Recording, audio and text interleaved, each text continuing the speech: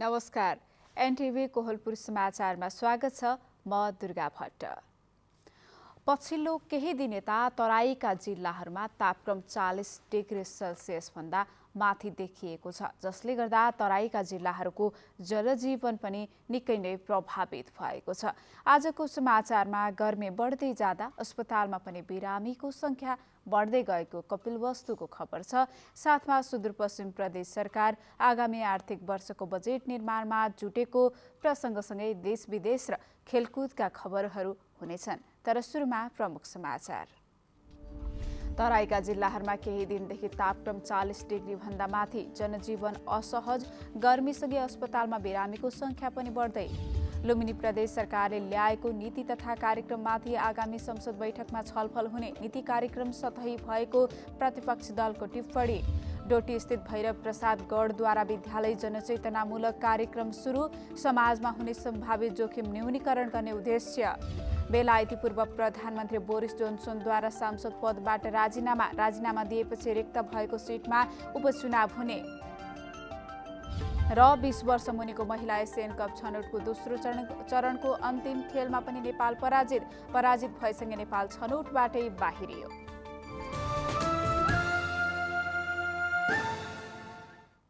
समाचार अब विस्तारमा।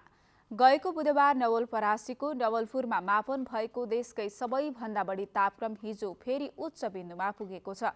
जल तथा मौसम विज्ञान विभागले हिजो अबेर सार्वजनिक गरेको पछिल्लो 24 घण्टाको मौसमको विवरण अनुसार नवलपुरको दुमकौलीमा तापक्रम 44 डिग्री सेल्सियस मापन गरिएको हो। बाँके, चितवन, पर्सा, बारा, सर्लाही लगायतका जिल्लाहरूमा तापक्रम 42 डिग्री सेल्सियस भन्दा बढी मापन भएको छ। निरन्तर तापक्रम बढ्ने, घाम चर्कने हुँदा जनजीवन असहज बन्दै गएको छ। तत्काल ठूलो पानी पर्ने सम्भावना नभएकाले गर्मी अझै बढ्ने मौसमविदले बताएका छन्।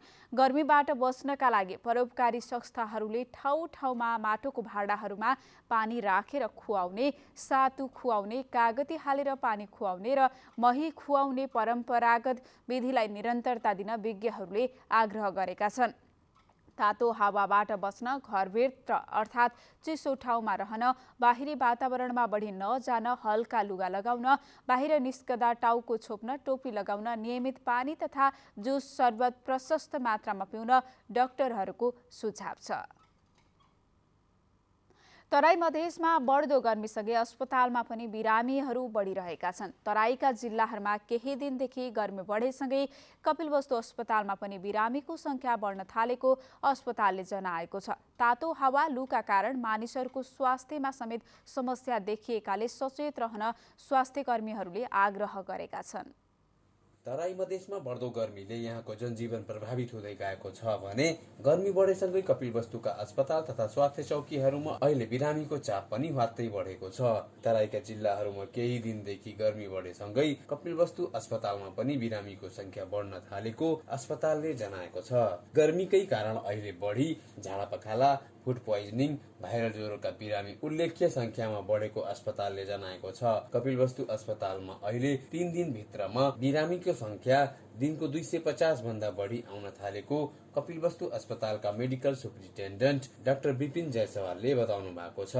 आजको गर्मीले गर्दाखेरि 10 to 20% जति बिरामीहरू बढेका छन्। लगभग दिनौँ 200 देखि 250 जना बिरामीहरू बढेका छन् र गर्मीले गर्दाखेरि चाहिँ आउने बिरामीहरूमा स्पेसली झाडापखाला, आउँ, अनि पानीको कमी, अनि ज्वरो आउने, मांसपेशी दुख्ने र यो टाइममै कन्ट्रोल भएन भने मुर्छा पर्न सक्ने, कम्पन आउन सक्ने र ज्यानसम्म जान सक्ने सिचुएसन आउन सक्छ। यसको लागि चाहिँ हामीले चाहिँ स्टार्टिङबाट नै ध्यान दिनुपर्ने हुन्छ, सुरुबाट नै ध्यान दिनुपर्ने हुन्छ। विगत एक सातादेखि तापक्रम बढेपछि जनजीवन अस्तव्यस्त भएको हो। कपिलवस्तु, रूपन्देही, डाङ, बाँके लगायतका मध्य तराईका जिल्लाहरूमा विगत एक सातादेखि दैनिक 40 देखि 44 डिग्री सेल्सियससम्म तापक्रम बढ्ने गरेको छ। पश्चिम वायुको प्रभावले चलेको तातो हावा र लामो समयदेखि वर्षा नभएका कारण गर्मी अत्याधिक बढेपछि जनजीवन कष्टकर बनेको हो। तापक्रममा वृद्धि भएसँगै सर्वसाधारण घर बाहिर निस्कन छाडेकाले बजारमा चहल पहल कम देखिएको छ। गर्मीका कारण अधिकांश शैक्षिक संस्था बन्द भएका छन् भने कर्मचारी र मजदुर समेत प्रभावित भएका छन्। गर्मी बढ्दै गएपछि सरकारी तथा गैर सरकारी कार्यालयमा सेवाग्राहीको उपस्थिति समेत पातलिएको छ भने बजारमा चिसो पेय तथा खाद्य पदार्थको बिक्री वात्तै बढेको छ। यहाँका बासिन्दाले गर्मी याममा प्राय लस्सी, आइसक्रिम, कुल्फी अधिक सेवन गर्ने गर्दछन्। लुम्बिनी प्रदेश अन्तर्गत तराई क्षेत्रमा पर्ने 6वटा जिल्लाका पश्चिम नवलपरासीदेखि बर्दियासम्मकै तराई क्षेत्रमा गर्मी अत्याधिक बढ्दा शैक्षिक क्षेत्र सबैभन्दा बढी प्रभावित देखिएको छ। त्यसैले यी क्षेत्रमा पर्ने अधिकांश स्थानीय तहले बर्खामा दिने बिदामा मिलान गर्ने गरी धमाधम विद्यालय बिदा दिइरहेका छन्। जल तथा मौसम विज्ञान विभाग मौसम पूर्वानुमान महाशाखाले तापक्रम 40 डिग्री सेल्सियस भन्दा बढी भएका ठाउँमा तातो हावा अर्थात् लू लाग्ने खतरा रहेको भन्दै सावधानी अपनाउन सुझाएको छ। कपिलवस्तुका अधिकांश पालिकाले विद्यालय बिदा दिएका छन्। जेठ 22 गतेदेखि 26 गतेसम्म बिदा दिएकोमा दिनदिनै गर्मी बढ्दै जाँदा केही पालिकाले जेठ 31 गतेसम्म बिदा थप गरेको छ। गर्मीबाट अहिले बढी खुल्ला आकाशमुनि काम गर्ने मजदुर, रिक्सा चालक तथा किसानहरू बढी प्रभावित भएका छन्। लू जस्ता रोगबाट बच्न अहिले पर्याप्त मात्रामा झोलिलो पदार्थ सेवन गर्ने, बाहिर निस्किनै परे पातलो कपडा टाउकुमा छोप्ने वा छाता ओढ्ने, चिया, कफी, सोडा जस्ता पेय पदार्थ नपिउने, त्यस्तै घाममा अनुकूल लुगा लगाउने चिकित्सकहरूले सुझाव दिएका छन्। वासुदेव वर्मा, नेपाल टेलिभिजन, लुम्बिनी प्रदेश, कपिलवस्तु। तराईका जिल्लाहरूमा केही दिनदेखि गर्मी बढेसँगै अस्पतालमा बिरामीको संख्या पनि बढ्दै गएको छ। यसै सन्दर्भमा आज हामीले गर्मीबाट बच्न तपाईँ के गर्नुहुन्छ भनेर कपिलवस्तुका केही नागरिकहरूलाई सोधेका छौँ। हेरौँ आजको आवाजमा।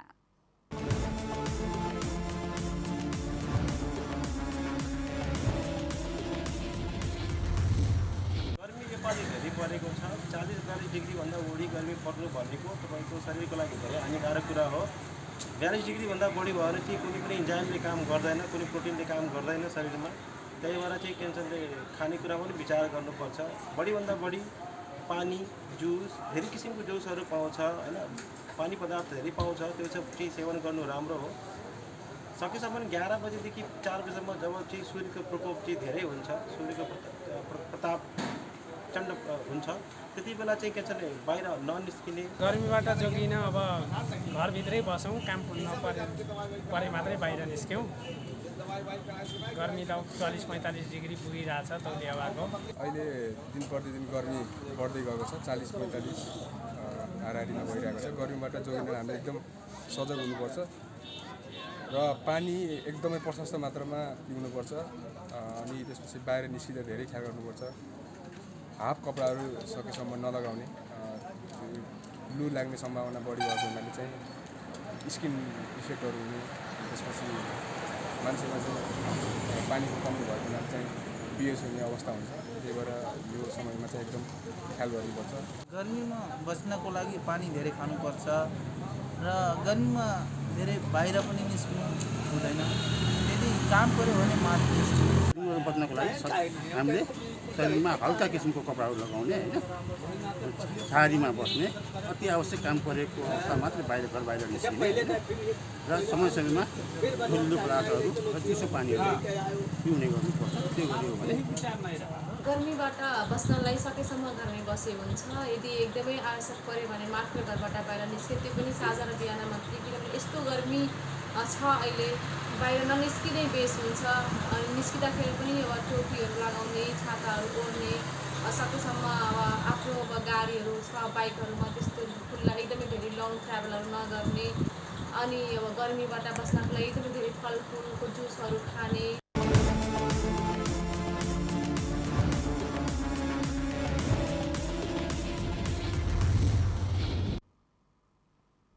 लुम्बिनी प्रदेश सरकारले ल्याएको नीति तथा कार्यक्रममाथि आगामी संसद बैठकमा छलफल हुने भएको छ। सरकारले ल्याएको नीति तथा कार्यक्रम कार्यान्वयन नहुने समस्या रहेको भन्दै कार्यान्वयनमा जोड दिएको छ। प्रमुख प्रतिपक्षी दलले भने सतही रूपमा कार्यक्रम आएको टिप्पणी गरेको छ। सरकारले आगामी आर्थिक वर्षका लागि नीति तथा कार्यक्रम प्रस्तुत गरेपछि त्यसबारेमा दलहरूले प्रतिक्रिया दिन थालेका छन्। सरकारमा रहेकाहरूले उत्कृष्ट भएको बताइरहँदा प्रमुख प्रतिपक्षी दल एमाले भने स्वागत गर्न नसकिने प्रतिक्रिया दिएको छ। एमाले संसदीय दलका नेता लीला गिरीले नीति तथा कार्यक्रमले मूल समस्या सम्बोधन गर्न नसक्ने बताउनुभयो। आउने 5 वर्षमा हामीले कमसेकम यो परिवर्तनपछि जनताले आफ्नो जीवनमा परिवर्तन भएको के पाए, के फरक भएको पाए भन्ने आवाज गराउने उद्देश्य बोकेका थियौँ। त्यसको लक्ष्यतर्फ यो उन्मुख छैन। हरेक वर्ष सरकारले वार्षिक नीति तथा कार्यक्रम तयार पार्ने गर्छन्, तर सो नीति तथा कार्यक्रमको आधारमा बजेट निर्माण समेत नहुने भन्दै कार्यान्वयनमै प्रश्न उठाउने गरिएको छ। प्रदेशका प्रमुख समस्याहरूको सम्बोधन गर्ने गरी कार्यक्रम आएकाले कार्यान्वयन हुने कुरामा शङ्का नगर्न आग्रह गरिएको छ। स्वास्थ्य मन्त्री राजु खनालले नीति तथा कार्यक्रमलाई यसपालिको बजेटमा समावेश गरेर सम्बोधन गरिने बताउनुभयो। यो अहिलेको न्यूनतम बजेटमा कसरी यही कुराहरूलाई प्रभावकारी रूपमा जनताको सेवा सुविधा स्वास्थ्यसित सम्बन्धित पुरा गर्न सकिन्छ त्यसतिर लक्षित रहेर हामीले नीति तथा कार्यक्रमहरू प्रस्तुत गर्छौँ। प्रदेश सरकारले स्थानीय तहसँग पनि सहकार्य गरेर कार्यक्रम कार्यान्वयन गर्ने गरी सम्बोधन गरेको छ। कार्यक्रम कार्यान्वयनको लागि स्थानीय सरकारसँग समन्वय गरिनुपर्ने बुटुल महानगरपालिकाका प्रमुख खेलराज पाण्डेले बताउनुभयो। स्थानीय सरकारहरूसँग समन्वय गरेर यो जसरी अहिले नीति कार्यक्रम आएको छ कार्यान्वयन भएको पनि त्यसै गरी नै उहाँहरू जानुहुनेछ भन्ने कुरामा विश्वास छ। सरकारले हरेक वर्ष ल्याउने नीति तथा कार्यक्रम नारा र कार्यक्रममा लोकप्रिय भएर मात्रै हुँदैन, ती कार्यक्रमलाई कार्यान्वयन गरेर जनता समक्ष सुविधा पुर्याउनुलाई बल्ल सकारात्मक मान्न सकिन्छ। दशरथ घिमिरे, नेपाल टेलिभिजन, लुम्बिनी प्रदेश, दाङ। नीति तथा कार्यक्रम सार्वजनिक गरेपछि सुदूरपश्चिम प्रदेश सरकार आगामी आर्थिक वर्षको बजेट निर्माणमा जुटेको छ। विषयगत मन्त्रालयसहित आगामी बजेट निर्माणमा प्रदेश सरकार जुटेको हो। संघीय सरकारबाट प्राप्त हुने अनुदान रकममा कटौती भएपछि योजना प्राथमिकीकरण गर्न भने प्रदेशलाई मुस्किल छ भइरहेको छ। तर बजेटको आकार घट्ने निश्चित भए पनि गतिशील र उत्पादनमुखी बजेट आउने प्रदेश सरकारको दाबी छ। असार 1 गते बजेट ल्याउनु पर्ने कानुनी व्यवस्था अनुसार बजेट निर्माणको तयारी भइरहेको हो। सुदूरपश्चिमको नीति तथा योजना आयोगले आगामी आर्थिक वर्ष 2080-81 का लागि बजेटको सिलिङ 24 अर्ब 69 करोड रुपैयाँ तोकेको छ। संघीय सरकारले भने संवैधानिक व्यवस्था अनुसार जेठ 15 गते आगामी आर्थिक वर्षको बजेट सार्वजनिक गरिसकेको छ। संघीय सरकारले 4 शीर्षकमा सुदूरपश्चिम प्रदेशलाई 14 अर्ब 42 करोड 19 लाख रुपैयाँ अनुदान दिने गरी बजेट विनियोजन गरिएको छ। समाचारको क्रम जारी नै छ। अहिलेलाई एकैछिनको विश्राम।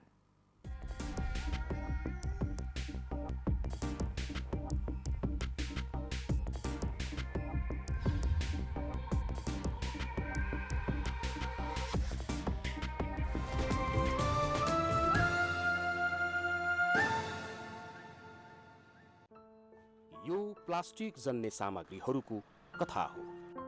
यो सानो कुरा हो। केही समयका लागि यसको प्रयोग गरिन्छ, त्यसपछि फ्याँकिन्छ।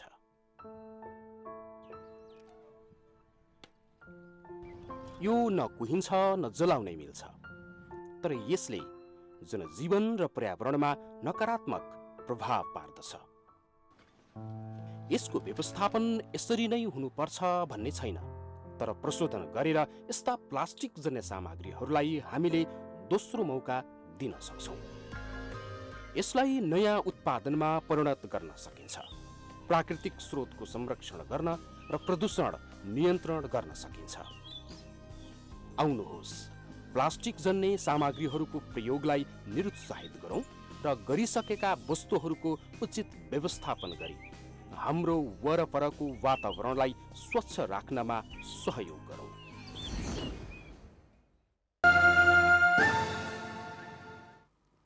विश्रामपछि समाचारमा पुनः स्वागत छ। अब बाँकी समाचार। कैलालीको गेटामा शहीद दशरथ चन्द राष्ट्रिय स्वास्थ्य विज्ञान विश्वविद्यालय स्थापनाको माग गर्दै भइरहेको आन्दोलन चर्कदै जाने भएको छ। यसअघिसम्म सरकार विरुद्ध शालीन आन्दोलन गर्दै आइरहेको सङ्घर्ष समितिले अब माग पूरा गराउन आम हडताल गर्ने भएको हो। सङ्घर्ष समितिले जेठ 28 गते भोलि सुदूरपश्चिम प्रदेशभरि आम हडतालको घोषणा गरेको छ। सङ्घर्ष समितिले एक प्रेस विज्ञप्ति जारी गर्दै शालीन र अनुशासित ढङ्गले विरोधका कार्यक्रम गर्दा पनि पनि माग सम्बोधन गर्न सरकार गम्भीर नभएको भन्दै कडा आन्दोलन गर्न बाध्य भएको जानकारी गराएको हो। आर्थिक वर्ष 2080-81 का लागि प्रस्तुत गरिएको बजेटमा 100 शैय्याको अस्पताल र स्वास्थ्य विज्ञान प्रतिष्ठान बनाउने भन्दै बजेट विनियोजन गरेपछि आन्दोलन सुरु भएको हो। सरकारले निर्णय गरेर नीति तथा कार्यक्रममा समेटिसकेपछि पनि बजेटमा त्यसलाई काटिएको भन्दै कैलालीमा आन्दोलन सुरु भएको हो। समाजमा हुने सम्भावित जोखिम न्यूनीकरण गर्ने उद्देश्यले डोटे स्थित भैरव प्रसाद गणले विद्यालय जनचेतनामूलक कार्यक्रम सुरु गरेको छ। समुदायमा हुने दैवी प्रकोप, महामारी लगायतका सम्भावित जोखिम न्यूनीकरण गर्न विद्यार्थीका माध्यमद्वारा जनचेतना फैलाउने उद्देश्यका साथ जिल्लामै पहिलो पटक कार्यक्रमको आयोजना गरिएको भैरव प्रसाद गढका गणपति जनमत बहादुर कार्कीले बताउनुभयो। भागीरथी एकाडेमीमा अध्ययनरत करिब 520 जना विद्यार्थीहरूलाई विभिन्न विपद व्यवस्थापनका सामग्री प्रदर्शन, जंगल सर्भाइभल सम्बन्धी डेमोन्स्ट्रेसन, नेपाली सेनामा प्रयोग हुने पोसाक प्रदर्शन, हैजा, झाडा पखाला, डेङ्गु आदिबाट बच्ने उपायहरू, व्यक्तिगत सरसफाई तथा वातावरणीय सरसफाईको तरिका र महत्त्वबारे जानकारी दिइएको सेनानी सुजन थापाले बताउनुभयो। कुनै समय आफू खान समेत तरकारी नलगाउने बैतडीको शिवनाथका किसानहरूमा पछिल्लो समय भने तरकारी खेतीमा आकर्षण बढ्न थालेको छ। गाउँपालिकाले व्यवसायिक किसानहरूलाई सहयोग गर्न थालेपछि तरकारीप्रति किसानहरूको आकर्षण बढ्न थालेको हो। कुनै समय एक मुठो धनियाँका लागि समेत बजारको भर पर्ने बैतडीको शिवनाथ गाउँपालिकाका धनवीर सिंह साउदले अहिले व्यावसायिक तरकारी खेती गरिरहेका छन्। गाउँपालिकाले बिउ बिजन लगायत प्राविधिक सहयोग गर्न थालेपछि हाल धनवीरको खेतमा लटरम्म तरकारी फलेको देख्न सकिन्छ। 4 वर्ष जति भयो लगभग। अब पिनाडा भन्नाले कस्तो भनेपछि यो यता पोली हाउसमा राम्रो फलेको देख्दा र फेरि हाम्रो यो गाउँपालिकाका साथीहरूको सरसल्लाह बमोजिम पनि यो मैले यो आफ्नै योजना बनाएर फेरि गर्न खोजेको सर। यसमा मैले केही ऋण लिएको छ सर, केही अलिअलि गाउँपालिकाबाट पनि सहयोग भएको हो। स्थानीय खोलाबाट पाइप मार्फत जेन तेन सिँचाइको जोहो गरिरहेका धनवीर सिँचाइ र टनेलको व्यवस्था गाउँपालिकाले गरे अझै तरकारी खेती विस्तार गर्ने बताउँछन्। अहिले सर अब एउटा सिँचाइको लागि अभाव छ यहाँ मलाई, अनि अब यो प्लास्टिक फेरि फेर्नुपर्ने भइसकेको छ, अनि अब काठ आफै खोज्नुपर्ने हुन्छ, यहाँ काठको पनि अहिले समस्या हुन्छ सर। अनि विशेष गरी अब यो सिँचाइको चाहिँ मतलब भण्डारण जो सङ्कलन जस्तो भइदियो भने अलि बेला बेलामा छिटो छिटो चाहिँ मतलब यो तरकारीलाई पानी दिन सजिलो हुन्थ्यो जस्तो। धनवीर जस्तै शिवनाथका अन्य किसानहरूमा पनि अहिले तरकारी प्रतिको आकर्षण बढेको छ। अधिकांश सुक्खा ठाउँ रहेको शिवनाथमा सिँचाइको अभाव छ। व्यावसायिक कृषि गर्ने किसानहरूका लागि गाउँपालिकाले पनि आवश्यक सहयोग गर्ने गाउँपालिकाका अध्यक्ष कर्णसिंह साउदले बताउनुभयो। गाउँपालिकाले विगत 5 वर्षदेखि कृषि क्षेत्रमा ठुलो लगानी गरेको छ र अहिले हामी चालु आर्थिक वर्षको नीति कार्यक्रममा मार्फत एक घर एक पोली हाउसको अवधारणा अगाडि बढाएका छौँ।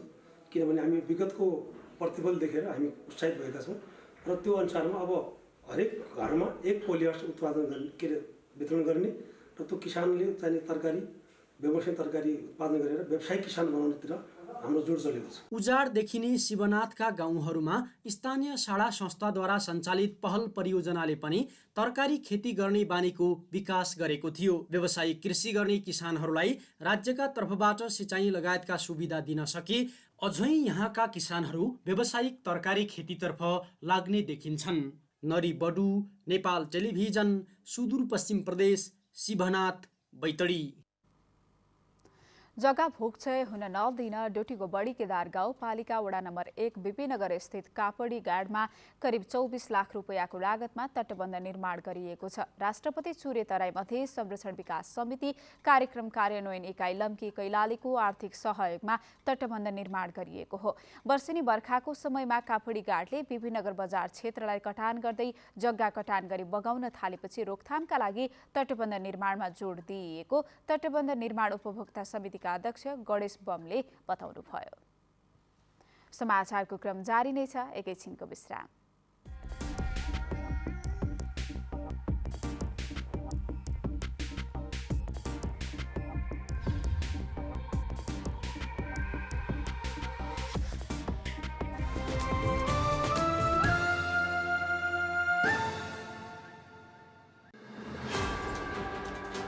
लुम्बिनी, कडाली र सुदूरपश्चिमको आवाज, सत्य सूचना, निष्पक्ष विचार र तटस्थ विश्लेषण,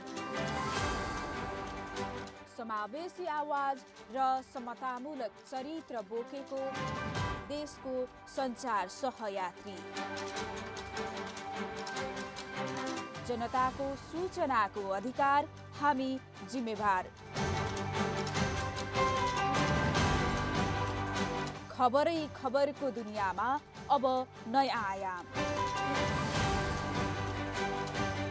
विकास र समृद्धिका लागि सञ्चार।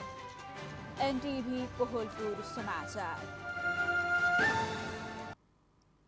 तपाई एनटिभी कोहलपुर हेर्दै हुनुहुन्छ। अब बाँकी समाचार। डोटीका विभिन्न स्थानमा वर्षे धान रोपाई सुरु भएको छ। सिंचाई समस्या नभएका खोला तथा ढाप खेतमा धान रोपाई सुरु भएको हो। विशेष गरी खोला खेतमा हलगोरुले रोपाई गर्न किसान व्यस्त छन्। जिल्लामा करिब 10,000 हेक्टर क्षेत्रफलमा वर्षे धान लगाइने कृषि ज्ञान केन्द्र डोटीको तथ्याङ्कमा उल्लेख गरिएको छ। जिल्लाको बोक्टान, फुर्सिल, बडीकेदार र जोरायल गाउँपालिका लगायतका ठाउँमा धमाधम रोपाई सुरु भएको हो। जिल्लाका अधिकांश पाखा खेतमा भने साउनसम्म पनि रोपाई हुने गर्दछ। जिल्लाका किसानले राधा, सुक्का 3, हल्दीनाथ, खुमल, पाल्पाली, कुसुम, राधा 4, चिनुवा, मार्सिका साथै स्थानीय जातका धान लगाउँदै आएका छन्। अब अन्तर्राष्ट्रिय समाचार।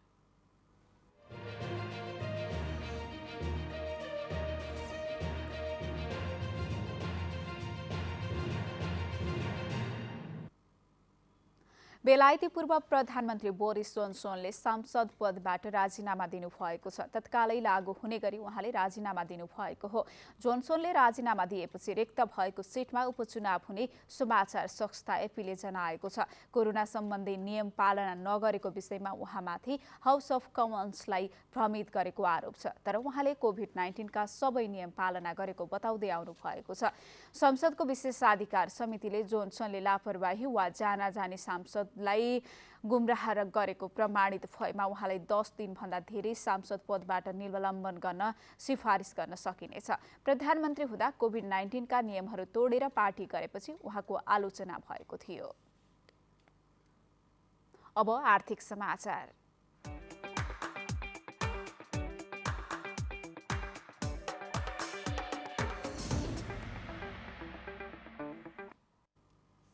यो साता नेपाली बजारमा सुनको मूल्य तोलामा 800 रुपैयाँले घटेको छ। सुनचाँदी महासंघले गत साताको तुलनामा यो साताको शुक्रबारसम्मको अवधिमा 800 रुपैयाँले सुनको मूल्य घटेको जनाएको हो। गत साताको शुक्रबार छापावाल सुनको मूल्य तोलामा 1,13,300 रुपैयाँ पुगेको थियो, जुन यो साताको शुक्रबारसम्म घटेर 1,12,500 रुपैयाँ आइपुगेको हो। यस्तै यो साता तेजाबी सुनको मूल्य तोलामा 1,11,950 रुपैयाँ छ। यस्तै यो साता चाँदीको मूल्य तोलामा 20 रुपैयाँले बढेको छ। गत साताको शुक्रबारको तुलनामा 20 रुपैयाँले बढेपछि यो साताको शुक्रबार 1,455 रुपैयाँ कायम भएको छ। अब खेलकुद समाचार।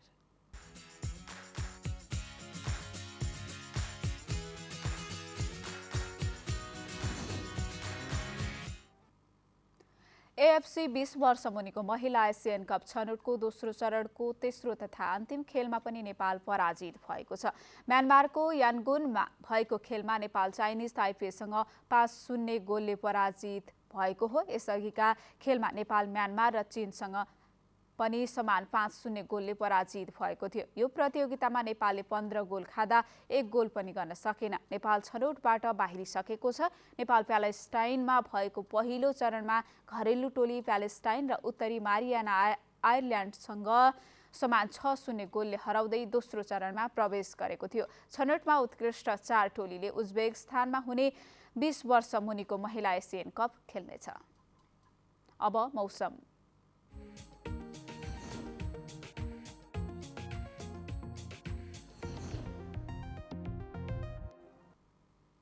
आज कोशी, कर्णाली र सुदूरपश्चिम प्रदेश लगायत देशका पहाडी भूभागमा सामान्य बदली रही बाँकी भूभागमा मौसम सामान्यतया सफा रह्यो। आज राति पनि कोशी प्रदेश लगायत देशका पहाडी भूभागमा आंशिक बदली रही बाँकी भूभागमा मौसम सामान्यतया सफा रहनेछ। अब मौसम सम्बन्धी थप विवरण।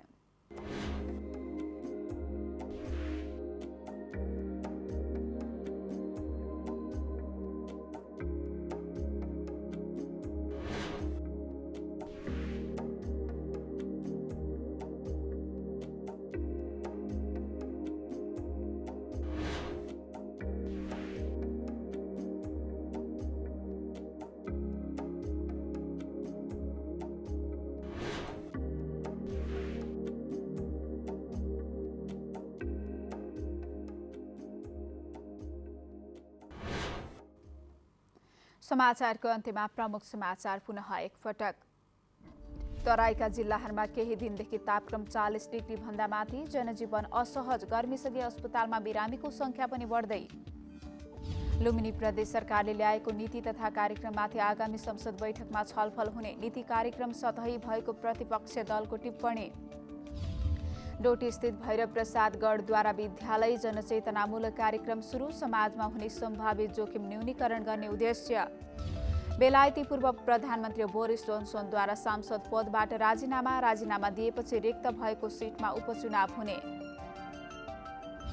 र 20 वर्ष मुनिको महिला एसियन कप छनौटको दोस्रो चरणको अन्तिम खेलमा पनि नेपाल पराजित भएसँगै नेपाल छनौटबाटै बाहिरियो।